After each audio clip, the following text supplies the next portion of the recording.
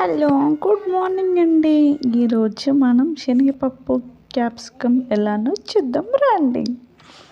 ముందుగా మనం పావు కిలో క్యాప్సికమ్ తీసుకొని వాష్ చేసుకొని నీట్గా వాటిని కట్ చేసుకుందాం. ముందుగా అయితే ఆనియన్ కట్ చేసుకోండి, తర్వాతకి క్యాప్సికమ్ కట్ చేయండి.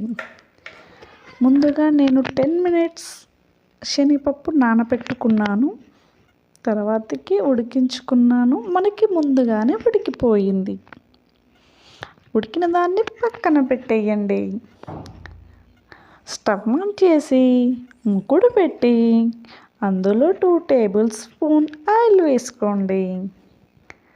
ఓకేనా ఫ్రెండ్స్, నా ఛానల్ను మీరు ఫస్ట్ టైం చూస్తున్నట్టయితే లైక్ చేయండి, షేర్ చేయండి, సబ్స్క్రైబ్ చేసుకోండి. పోపు దినుసులు మాడియాయి, మనం ఆనియన్స్ కరివేపాకు వేసుకోవాలి. కొద్దిగా ఫ్రై చేసుకున్నట్టయితే మనకి ఆనియన్స్ వేగిపోయాయి. చూడండి ఫ్రెండ్స్, ఆనియన్ అలా వేగిపోవాలి. 1 స్పూన్ పసుపు వేసుకోండి. పసుపు వేసుకున్నాం కదా, అలా కలపండి. అలా కలుపుతూనే ఉంటేనే కదా మంచిగా ఫ్లేవర్ వస్తుంది.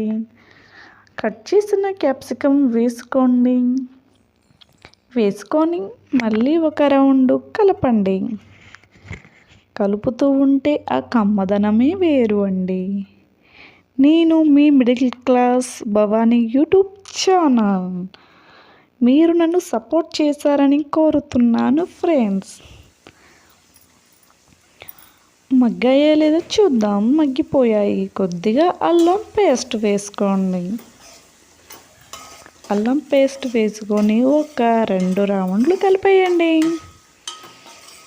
అలా 2 రౌండ్లు కలిపేశారా, కలుపుతూనే ఉండాలి. 2 రౌండ్లు అంటే 2 రౌండ్లు కాదు బాబోయ్, మంచిగా ముక్కకు పట్టేటట్టు కలపండి. మూత పెట్టేసుకోండి. మనకి మగ్గిపోయాయి. మీరు ఎంత తినాలనుకుంటున్నారో అంతే కారం వేసుకోండి. అర్థమైందా ఫ్రెండ్స్? మరీ ఎక్కువ వేసుకోవద్దు. కడుపులో గ్యాస్ ట్రబుల్ వస్తున్నాయి, ఈ మధ్య కడుపులో మంట వస్తుంది, అందుకే చెప్తున్నాను ఫ్రెండ్స్. ఉడికిన దాంట్లో మనం శనగపప్పు వేసుకున్నాము. శనగపప్పు వేసుకున్న తర్వాతకి మూత పెట్టుకోండి. మనకి మంచిగా మగ్గిపోయాయండి. మగ్గిపోయిన దాంట్లో కొంచెం సాల్ట్, కొద్దిగా కారం వేసుకొని కలుపుకోండి. ఎక్కువ తినాలి అనుకుంటే వేసుకోండి, లేదు అనుకుంటే తక్కువ వేసుకోండి. ఎందుకంటే కారం ఎక్కువ తినడం వల్ల మనకి ఆరోగ్యానికి మంచిది కాదు. ఓకేనా ఫ్రెండ్స్? అలా కలుపుకున్న దాంట్లో కొద్దిగా 1/2 గ్లాస్ వాటర్ వేసుకోవాలి. మీ ఇష్టం, ఎక్కువ కావాలంటే ఎక్కువ వేసుకోవచ్చు, లేదా కొద్దిగానే వేసుకోవచ్చు. నేనైతే 1/2 గ్లాస్ వేసుకున్నాను.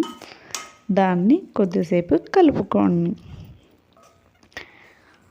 మీరు నా వీడియో చూసే వాళ్ళైతే లైక్ చేయండి, షేర్ చేయండి, సబ్స్క్రైబ్ చేయండి. నన్ను ఇలానే సపోర్ట్ చేస్తూ ఉండండి. మరెన్నో వీడియోస్ తోటి మీ ముందుకు వస్తాను. మనకి కూర మంచిగా మగ్గిపోయింది. అందులో కొద్దిగా దంచిన ధనియాల పొడి వేసుకొని అలా కలిపి ఒక 5 to 10 minutes మనం మూత పెట్టామనుకో మనకి కూర రెడీ అయిపోయింది. కొద్దిగా కొత్తిమీర